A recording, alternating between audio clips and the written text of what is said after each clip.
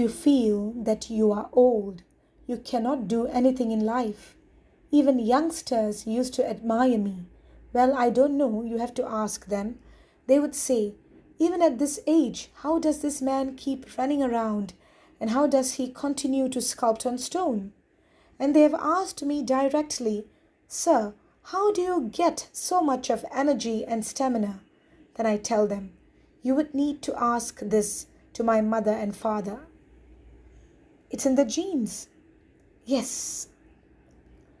My next question might sound silly though, but please tell me what you feel. Please go ahead. Why do you want to create art? What is compelling you to create art? Because that's me. I don't know anything else, Ma. My father was a businessman. My elder brother was a businessman. But I came out of that scenario. I used to draw and doodle even when I was a little boy. Then in school, I had the chance to do drawing and painting as separate and compulsory subjects for 3 years, entailing 200 marks. This further encouraged me. My drawing teacher at that time used to encourage me to enroll in the College of Arts, which was known as the School of Arts at that time. That is why I joined the college. In high school, basically, we learned portraiture, figure drawing, watercolor, and all that is taught in the college. With the exception of oils, we learned all of this in high school for 3 years. That was the base. So you had a strong foundation. Yes, that is why I started using oil colors immediately during my second year as a student at the college during the foundation course. I received a lot of encouragement. KCS Panikar gave a lot of support for this. What I mean by support is that he found my works. He found my works to be promising and strong. So because I was creating oil painting, the people who were always accompanying me also started to follow suit. It was a good working group of 40 students, and all of them were good artists. Damodaran, Vasudev, Adimulam, the artists in Cholamandal, and many others were a part of this batch. Very hard-working batch. Yes, I was a role model for the batch.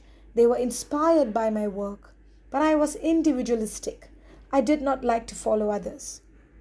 You were a nonconformist.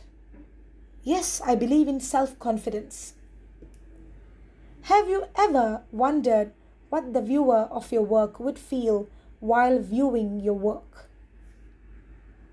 Well, one day, upon completing a stone sculpture, I was sitting down and having a look at my own sculpture.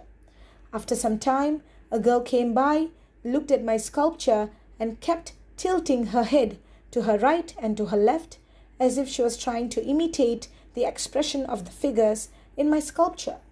She was actually attempting to emote the feelings exuded by my sculpture.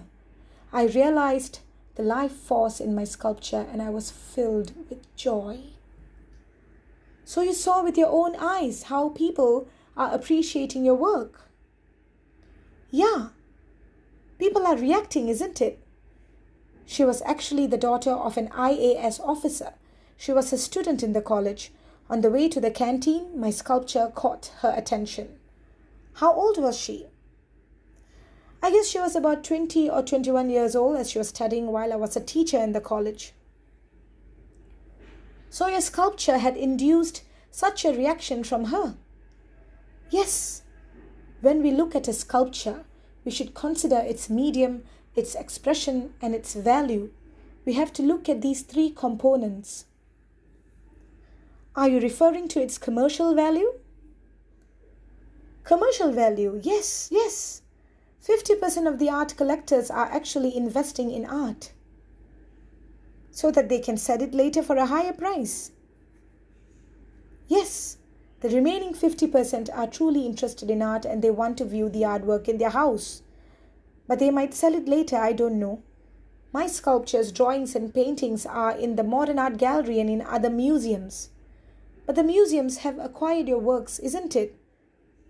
Yes, the museums in India. And the Singapore Art Museum as well, isn't it? Yes. The National Gallery of Modern Art in New Delhi had acquired my drawings, prints, and sculptures. The reason for sharing this with you is to let you know that even I was not aware that my artworks have been acquired by these museums. Well, that is the way it should be, isn't it?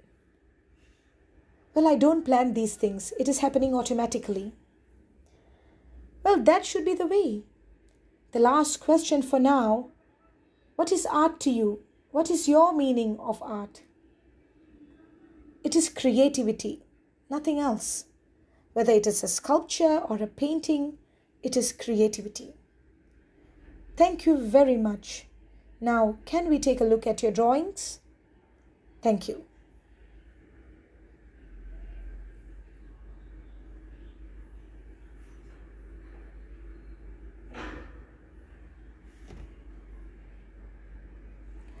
As we flip to each sketch, please share your thoughts if you feel like it. Sure. You had asked me about my fascination with human figures, regardless of medium. It is from these sketches that I had transferred my inspiration to my sculptures.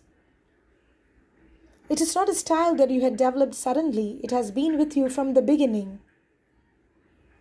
Yes, but of course, there will be an evolution of the form. It will not remain the same.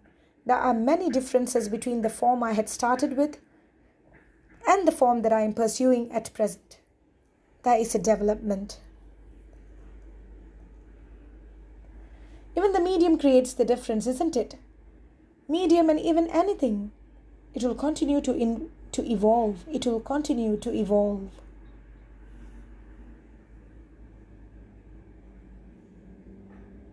When did you create this? 1993. Beautiful. You can feel textures here. How did you create this texture? Nothing, Ma. Someone brought some tea for me when I was creating this. Instead of dipping my brush into water, I accidentally dipped my brush into tea.